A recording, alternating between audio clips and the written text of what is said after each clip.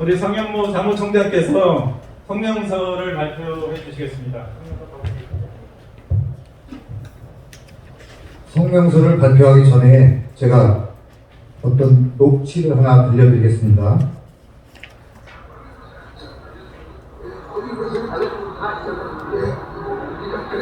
자, 이건 자유라는 얘기거든요. 차이나죠, 그거 볼수 있겠어요. 아니, 여러분자 지금까지 얼마나 보내셨어요? 지금 여기 김에서 사진까지 찍어서 다 공개해서 자기네 위성으로 지금까지 목숨 내려는 거 자기들 통해하는 소외하는 사람들이 내려오는 거. 그래요. 그거 작년에는, 재작년에는 200여층이고, 네. 작년에는 158층인가 그렇고요. 자, 이것은 통일부 인도협력국장이었던 서정배의 목소리였습니다. 자, 성명서 동해 선박 이용 탈북민 강제 북송 진상 밝혀라. 2019년 서울 한복판에서 벌어진 탈북민 한성욱 모자 아사 사건과 탈북 청년 강제 북송으로 드러난 문재인 정부의 북한 인권 탄압과 잘못된 탈북민 정책, 또한 중국 내 20만 명에 달하는 탈북 여성 인권에 대해 북한 출신 이동현, 주일용, 김태희, 김충성과 남한 출신 성현모, 정창호, 이세롬, 전마리아 등이 릴레이 단식을 하며 정부 서울청사 앞 노상에서 100일 이상 계속된 정부의 불법 구속 등 탄압을 견디며 남북한 출신 대한민국 국민이 모여 탄생한 우리 남북함께 국민연합 창립 1주년이 되었다. 2020년 1월 17일 통일부 서정배 인도협력국장이 정부청사 앞에서 탈북 청년 강제 북송에 항의 시위 중이던 우리에게 편안하게 사는 탈북민들을 부추겨 정부를 반대하는 시위를 계속하게 하면 좋지 않을 것입니다. 라는 협박성 발언을 하기에 그에 대한 대항으로 녹취하였던 내용에 의하면 2018년 200여 척, 2019년 158척의 북한 목선이 동해안으로 들어왔다라고 합니다. 그렇다면 그들 중 대다수가 우리 대한민국의 귀순 절차를 밟아 국민으로 영입되었어야 맞는데 어찌 된 일인지 이전 정부들과 달리 문재인 정부에서는 점점 입국 귀순자들이 줄어들어 이젠 아예 1년 동안 해상 탈북자가 한 명도 없는 그런 시대가 되었습니다.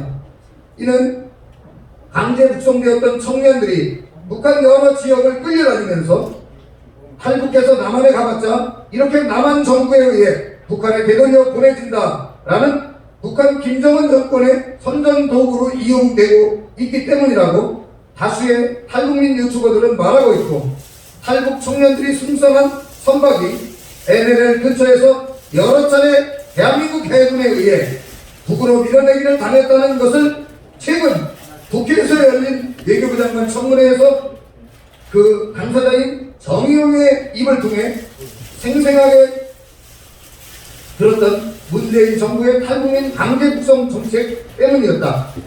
정의용의 국회 증언에 의하면 NLL에 도착한 그 탈북 청년들의 어선이 2일간이나 북으로 돌아가지도 못하고 남으로 넘어오지도 못하고 NLL 근처에서 떠돌며 목숨을 걸고 계속 NLL을 넘으려 시도하다가 결국 우리 대한민국 해군에 납포되어 북으로 넘겨졌던 일을 보면 김정은 정부는 대한민국 정부의 협조로 해상에서는 절대 탈북해서 대한민국으로 기순할 수 없는 시스템을 완성해서 이제는 김정은 정권이 마음 놓고 폭정과 억압을 해도 어찌할 수 없는 북한 주민들은 이제 선택의 여지가 없어진 것을 알 수 있었다.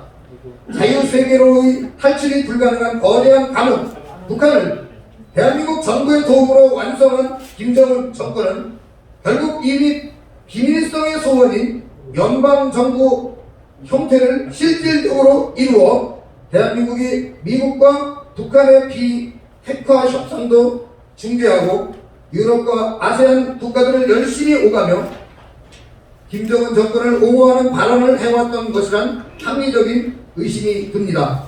이에 더해 정의용 자신의 청문회를 통해 우리 군이 해상에서 북한 선박을 밀어내게 했다라고 발언한 사실을 근거로 2018년 12월 20일 일본과의 해상 분쟁을 살펴보면 그 중심에 북한 선박이 있었음을 알 수 있습니다. 마치 북한 선박을 서로 구조 또는 납포하기 위해 배치한 것으로 보입니다. 한국과 일본은 지금도 서로 레이저 조사와 저고도 위협 비행 문제를 놓고 자국의 주장이 옳다고 대립하고 있습니다. 이제 우리는 어느 정부의 발표가 옳은가가 아니라 이 문제가 어느 지역에서 일어난 일인가에 초점을 맞춰봐야 할 것입니다.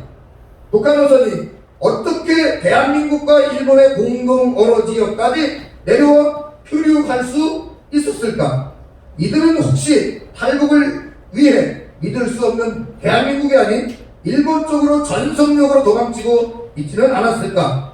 또한 얼마나 중대한 상황이기에 몇백 톤 그리고 속도가 가장 빠른 그런 경비정 수준이 아니라 3,885톤급 구축함인 광개토 대왕함과 이 군함입니다. 5,000톤급 경비함을 동시에 보내서 국제적인 문제를 일으켰을까 하는 것입니다. 이는 정의용 외교부 장관이 청문회에서 북한 선박에 대한 NLL에서의 밀어내기를 증언했고 통일부 인도협력 국장 녹취에서 해마다 200여 척, 150여 척의 목선이 북에서 내려왔다고 말했지만 이들 중 국내에 기술 입국한 사례가 한 명도 없음을 볼 때 북한의 영역을 벗어난 북한 선박은 이렇게 우리 군과 해경이 찾아내서 북으로 밀어내거나 북에 인계하지 않았는가 하는 합리적인 의심을 하게 됩니다. 더군다나 우리 군이 말한 인도 협력적으로 조난 선박을 찾아내어 구조하기 위해 레이더를 켰다 하면 이들은 조난 선박의 신호를 받아 움직인 것이 아니라 다른 첩보를 받아 도망치는 선박을 찾아내려고 레이더를 켰다고밖에 볼 수가 없습니다. 또한 일본 측의 주장 중에는 우리의 추론과 같은 주장이 실려 있음을 볼 때 이 일이 사실이라면 한국 정부와 군은 중대한 반역적 범죄 행위가 될 수 있습니다. 통일부 인도협력국이 북한 정권을 지켜주기 위한 협력을 하는 기관이 아닌지 또 살펴볼 사건이 있습니다. 지난해 12월 7일 탈북민 유튜버 강철한 TV에서는 동서해안 군부대 내에 통일부 예산 46억 원을 들여 인도 협력적 탈북민 송환 시설을 운영하고 있다고 보도했습니다. 이것이 사실이라면 코로나19로 인해 중국 내 탈북민 송환도 거부한 북한 정권의 태도로 볼 때 대한민국 해상을 통한 탈북민의 송환도 받지 않아 이들을 일시 수용하는 수용소일 것입니다.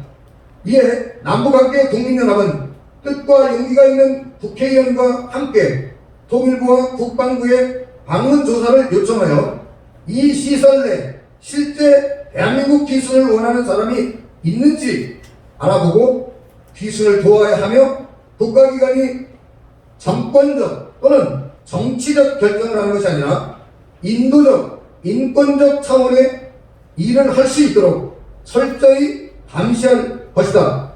2021년 2월 22일 남북관계 국민연합 사무총장 송현모.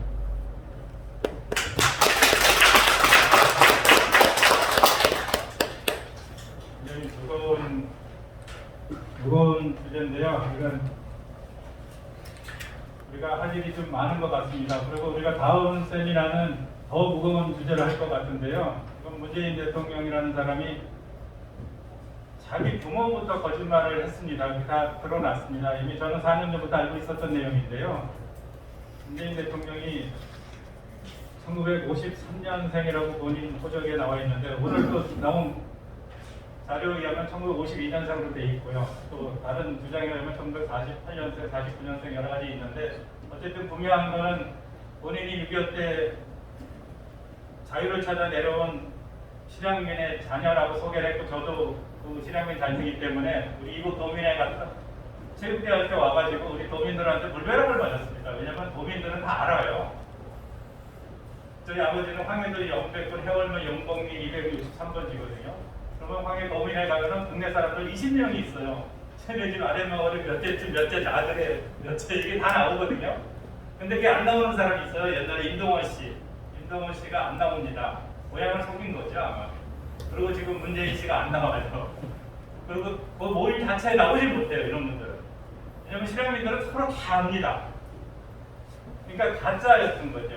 그게 이제 드러난 게 1950년 8월 29일 날 용천 전투, 그 낙동강 바로 위거든요. 이번에 문재인 씨가 그 낙향하면은 자기 집으로 삼으려고 했던 양산이라고 있죠. 그 근처인데 거기서 문재인 아버지 문용형으로 호적에 되어 있는데 원래 이름은 문용준입니다. 그 아들 이름이 준용이죠. 반대로 졌어요. 아들 이름. 자기 아버지를 기억하려고 아들을 반대로 이름을 줬어요. 지금 호적에는 용형으로 돼 있어요. 또는 이름을 바꿨어요. 원래 남한에 내려올 때 이름은 또 아니에요. 그 이름으로 체포가 됐어요. 그 당시 직위는 상자. 그러니까 우리 계급을 하면 대위 정도 됩니다. 상위라는 계급 갖고 포로가 됐어요. 누구한테 포로가 됐냐? 그 당시 학도병이었던 소홍렬이라는 사람하고 그 스님 서승남이라고 하는 분, 지금 공주의 스님으로 있어요. 90대 초반인데요. 세 사람한테 포로가 됐어요. 그리고 이 서승남이라는 분이 59년도에 부산 자갈시장에서 포로 석방됐다고 주장하는 문용형 씨를 만났어요. 어린아이 7, 8살짜리 손을 잡고 있더래요. 걔가 문제예요. 근데 계산이 안 나오잖아요. 총각으로 내려와서 했는데 그렇게 따지고 보니까 이북에서 데려온 거가 되는 거예요. 그래서 합리적인 의심을 계속 해왔는데 그거를 입증하려고 MBC PD를 포함해서 여러 사람들이 지금 20년 동안 찾았어요. 저도 그 멤버 중에 하나입니다. 20년 동안 수소문해가지고 드디어 다 찾아냈어요. 그 4명이 있었는데 한 분은 스님이 있고요, 한 분은 파주 살고 계시고, 한 분은 지금 미국에 이민 가 계시고, 그분들이 4분이 다 상존해 계세요 지금. 근데 또 어디까지 또 정부가 지금 캐고 있냐면요, 이분이 청와대에 근무할 때 2000년 초반에 실세 있을 때 미국 정부까지 손을 댔어요. 미국에 가면은 그 6.25 때 서로 신문 조서가 다 있거든요. 이게 무슨 저장고에 다 있는데 거기에 들어가서 몇 년도까지 이름을 찾지 못하게 묶어놨어요. 상당한 돈을 들여가지고. 그래서 그걸 풀려면 미국 CIA라든가 미국 대통령 결재를 받아야 된대요. 그거를 풀기 위해서 사실 최근 몇 년 동안 엄청 노력을 했어요. 아마 뭐 저는 거기까지 정부에 접근하지 못하고 있는데 아마 풀지 않았을까 생각이 듭니다. 제 생각에는. 그래서 최근에 정광훈 목사가 이런 걸 다 수집을 해서 공개한 것 같아요. 왜냐하면 그거까지 확증을 해야 이게 입증이 되거든요. 그리고 또 하나는 탈북자를 통해서 북한의 문재인 씨 고향에 다 지금 돈만 있으면 다 되지 않습니까? 그래서 그 고향까지 가가지고 거기서 과거의 원적까지 뒤져봤는데 안 나와요. 북한 정부가 그걸 또 흐트러놨어요.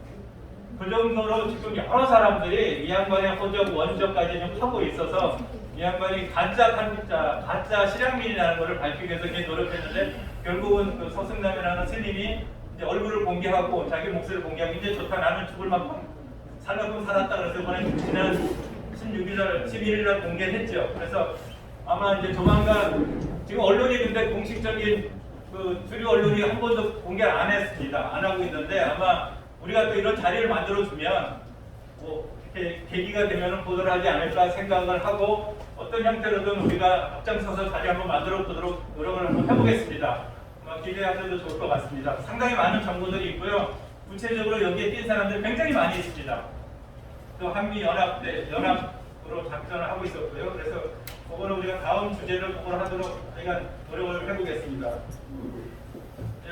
이제는 이제 좋은 자리가 이제 시작이 되는 분위기이기 때문에 우리 임명진 교수께서 준비해 놓으신 길지 않으니까요. 네, 짤막하게